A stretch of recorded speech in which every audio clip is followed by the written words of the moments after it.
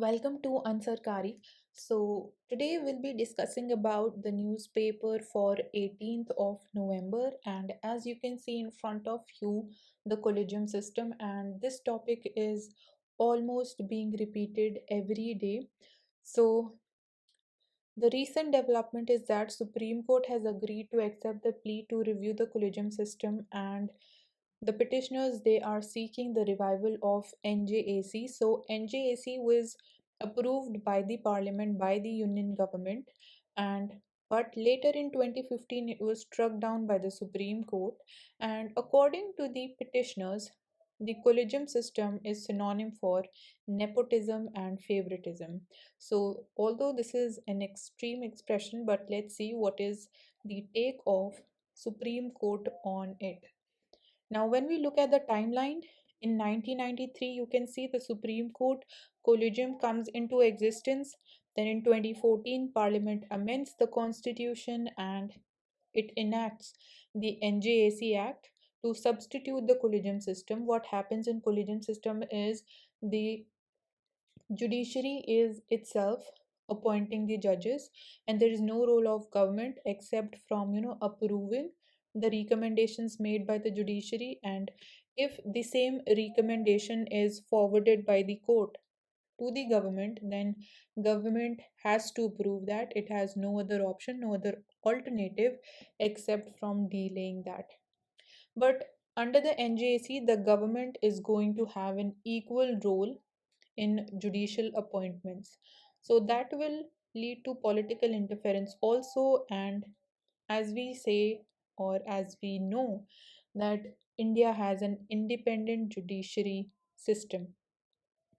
Now, the petitioners they also say that striking down of NJAC has thwarted the will of the people, because Parliament, as we know, the MPs they are elected by the people, by us, the that is what is the idea behind democracy.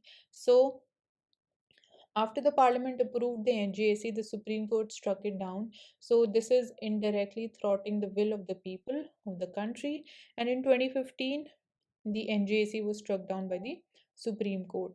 Now, the Union Minister says nowhere in the world except India is there a practice that judges appoint their brothers as judges.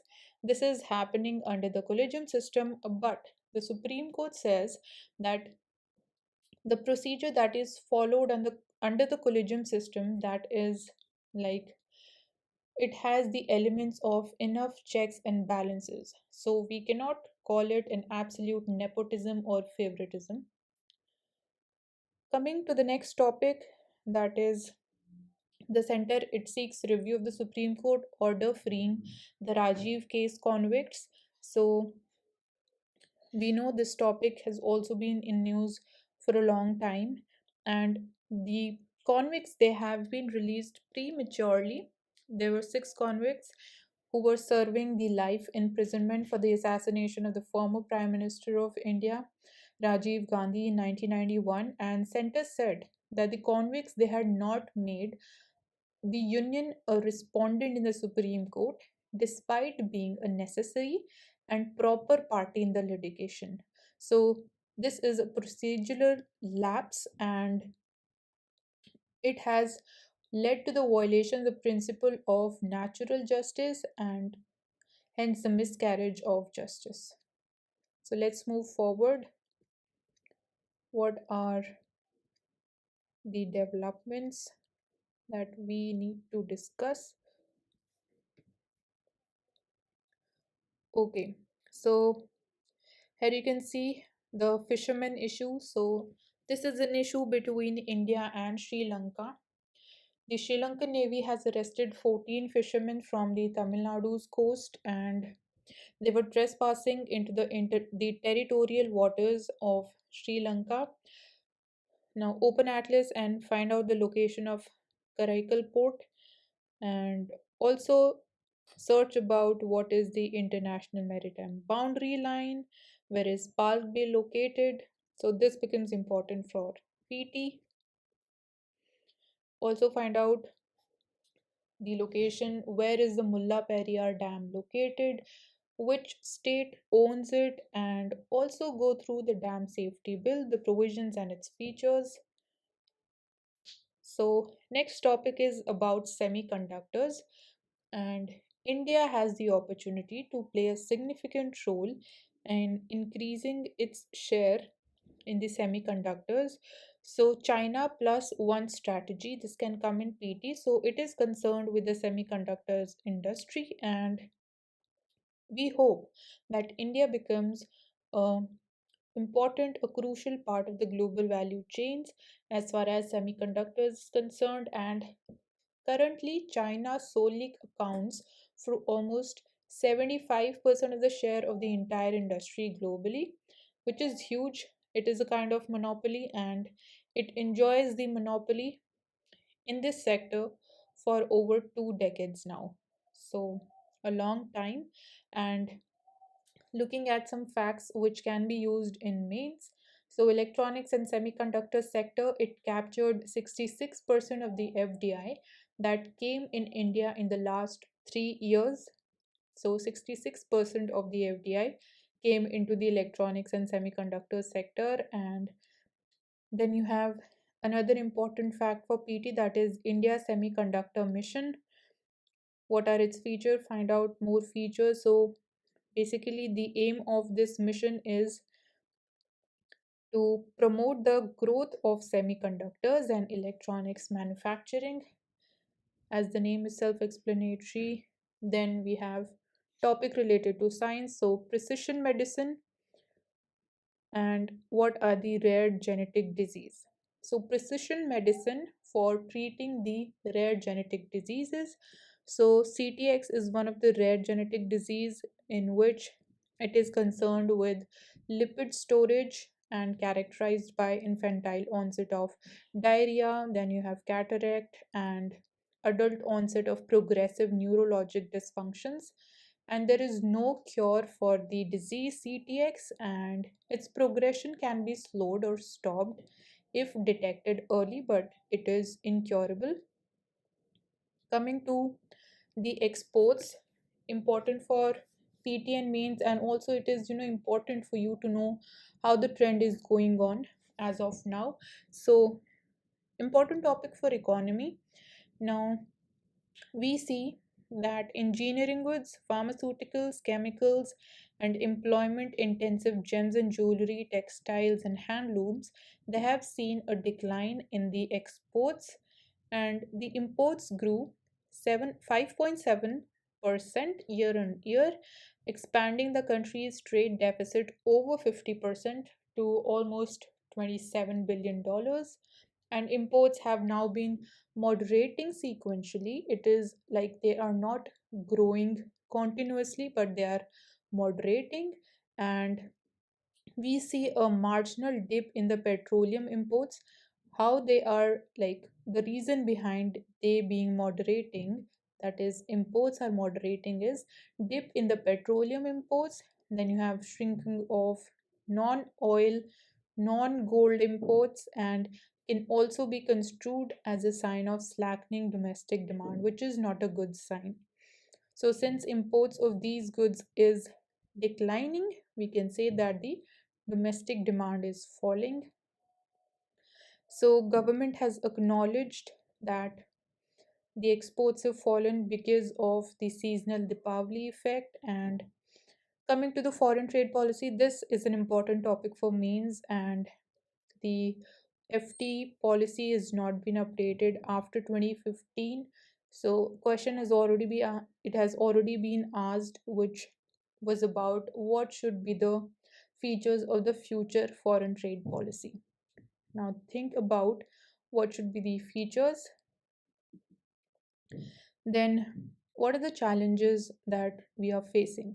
So the external pressures as a key challenge, and secondly, we have depreciating rupee, which is making imports pricier. And second is slowing global demand because of Russia-Ukraine war, and also because of the pandemic and the economies are reviving. Then comes the scheme Pradhan Mantri Garib Kalyan and Yojana. We have important facts for prelims and means both. So Let's see what do we have here to discuss. So the scheme, it has been extended further for a period of 3 months, and the scheme involves distributing free food grains to the poor. This was started in the pandemic to distribute free food grains to the poor people. And relevance of the freebies, this topic has been in news, and there were reports in June that the expenditure department also, it did not favor the extension of the scheme because of funds crunch, and longer needed in it is no longer needed in the non-pandemic times.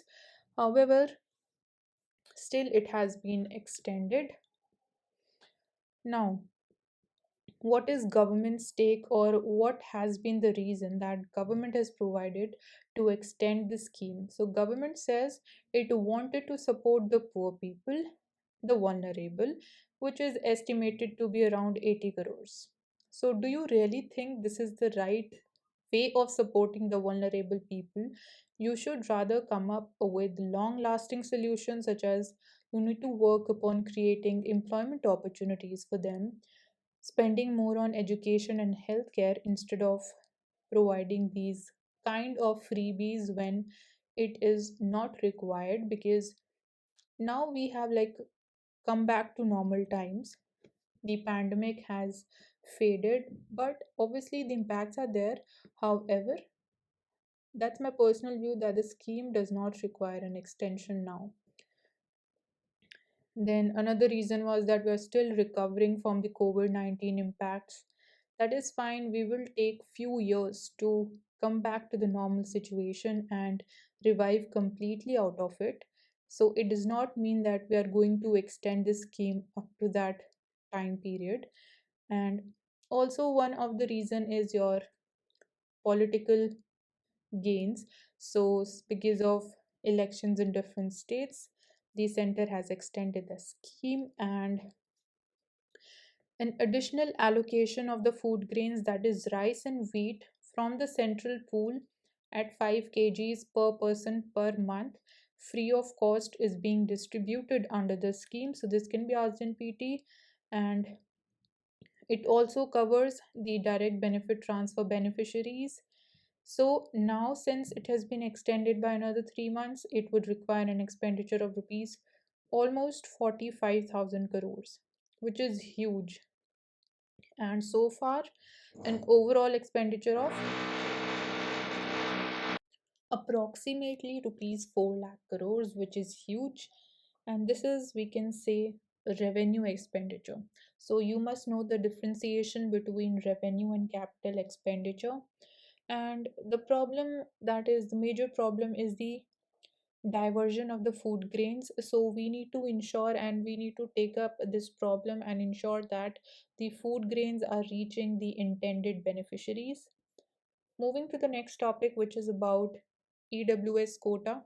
So Supreme Court has upheld the 103rd constitutional amendment, which is providing 10% reservation to the economically weaker sections, but it excludes the poorest of poor, that is SC, STs, OBCs. And so the first question is, should the reservation be a means to address poverty? Now, it should not be a means to address poverty, because poverty is an economic problem. So it must be dealt with economic measures and not with reservation. Then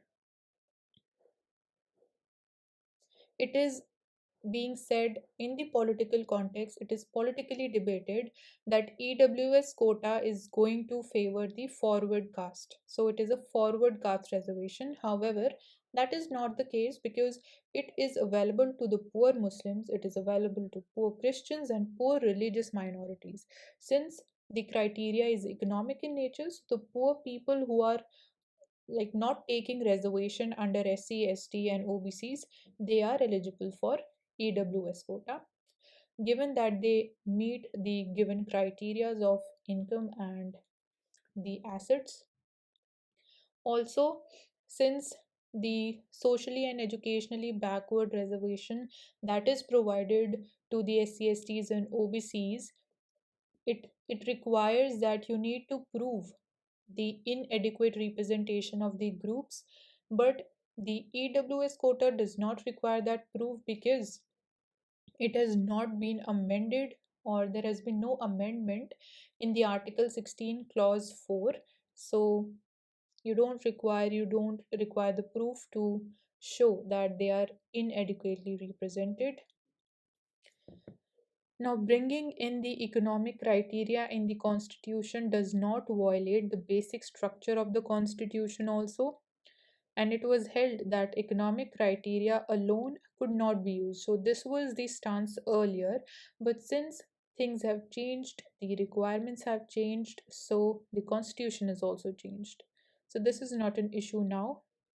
And it also sets aside the 50% limit because 50% it breaches the 50% limit set under the Indira Sahni case 1992, and now it opens the door for other communities to ask for more.